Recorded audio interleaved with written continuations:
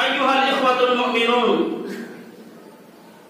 زلزال تركيا وسوريا وما جاورها من البلدان زلزال رهيب رعيب،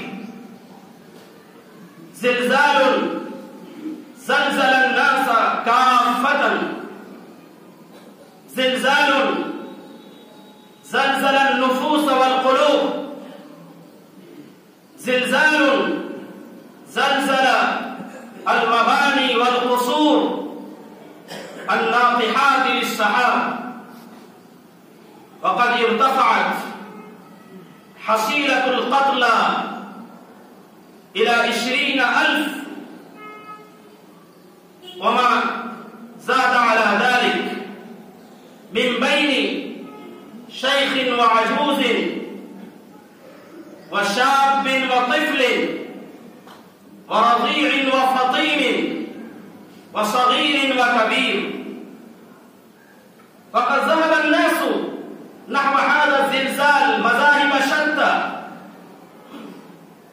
وسلكوا طرائق قددا، فمنهم من يقول إن هذا الزلزال هو زلزال صناعي ومكر جماعي دبر ضد تركيا وسوريا، ومنهم من يقول إن هذه الحوادث والكوارث إنها طبيعية، إنها جيولوجية، إنها تحدث حينا لآخر، ومنهم من يقول إن هذه الحوادث إنها تحدث في مناطق وهي مناطق الزلازل والقلاقل، ذلك لأنها تقوم على 4 صفائح وما إلى ذلك.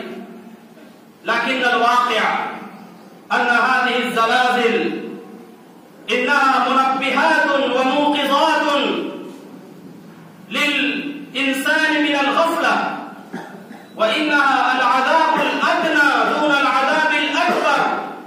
قال الله سبحانه وتعالى: ولنذيقنهم من العذاب الأدنى دون العذاب الأكبر لعلهم يرجعون. أيها الإخوة المؤمنون، لا شك أن الساعة حق وأن القيامة حق، لكن للساعة وللقيامة أشراط وعلامات، وهذه الأشراط إنها تنقسم إلى صغرى وكبرى. فالأشراط الكبرى هي طلوع الشمس من المغرب، ونزول عيسى ابن مريم عليه الصلاة والسلام، وظهور المهدي، وخروج الدابة، وخروج الدجال، وخروج يأجوج وماجوج. أما العلامات الصغرى فهي قبض العلماء، وكثرة الزلازل، وظهور الفتن ما ظهر منها وما بطن.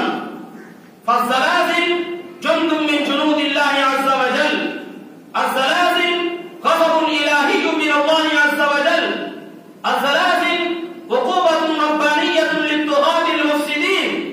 وإن هذه الزلازل لا تقع ولا تنزل إلا بسبب المعاصي والمنكرات.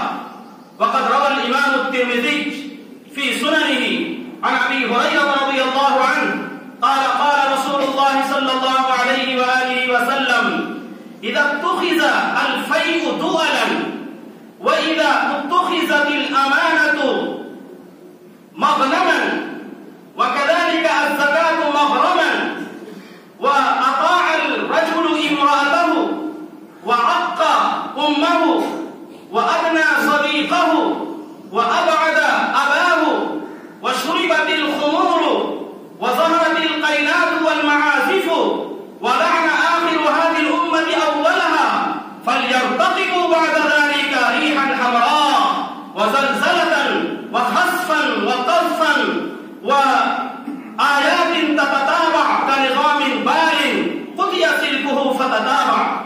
أيها الإخوة المؤمنون، إن هذه الحوادث وإن هذه الكوارث إنها لا تقع جزافا، وإن هذه الكوارث لا تنزل اعتبارا، إنها ابتلاء من الله عز وجل.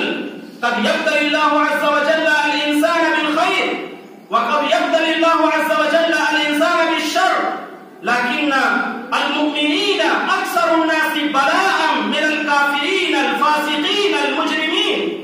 ذلك لأن الله عز وجل يقول: أحسب الناس أن يتركوا أن يقولوا آمنا وهم لا يفتنون. فالجزاء الأوفى والأكمل والأتم لهؤلاء الذين ابتلوا بالمصيبة، ابتلوا بأي محنة وبأي امتحان واختبار. ذلك لأن النبي صلى الله عليه وآله وسلم يقول: ما يصيب المسلم من نصب أو وصب أو هم أو حزن أو غم ولا أذى حتى الشوك يشاقها إلا كفر الله عز وجل بها الخطايا.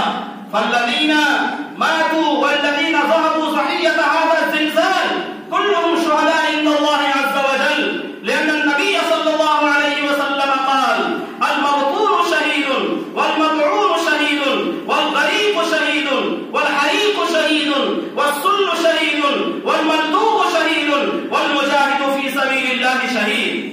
والحكمة الثانية من وراء هذه الزلازل أن الله عز وجل يوقظ الغافلين النائمين، وأن الله عز وجل ينبههم على قدرته الكاملة ومشيئته المطلقة الحرة. ذلك لأن نظام الكون كله في يد الله عز وجل، وهو المالك الحقيقي، فلا تسقط ورقة ولا تبطر قطرة ولا تهب ذرة إلا بإذن الله عز وجل. ما تسقط من ورقة إلا يعلمها، ولا حبة في ظلمات الأرض ولا رطب ولا يابس إلا في كتاب مبين. أيها الإخوة المؤمنون، تذكروا بهذه الزلزلة، زلزلة يوم القيامة.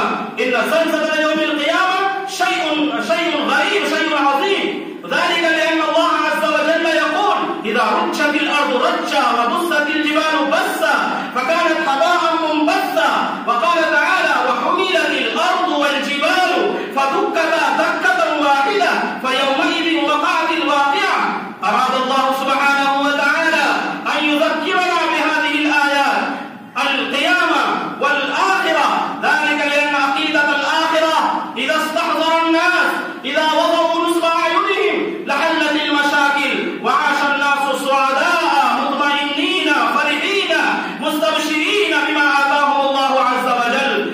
فتعالوا أيها الإخوان أن نتوب إلى الله عز وجل توبة نصوحة، ونقول أمام الله عز وجل خاشعين متضرعين راجين من الله عز وجل رحمته: ربنا ظلمنا أنفسنا وإن لم تغفر لنا وترحمنا لنكونن من الخاسرين. اللهم اقسم لنا من خشيتك ما تحول به بيننا وبين معاصيك، ومن طاعتك ما تبلغنا به جنتك، ومن اليقين ما تهون به علينا مصائب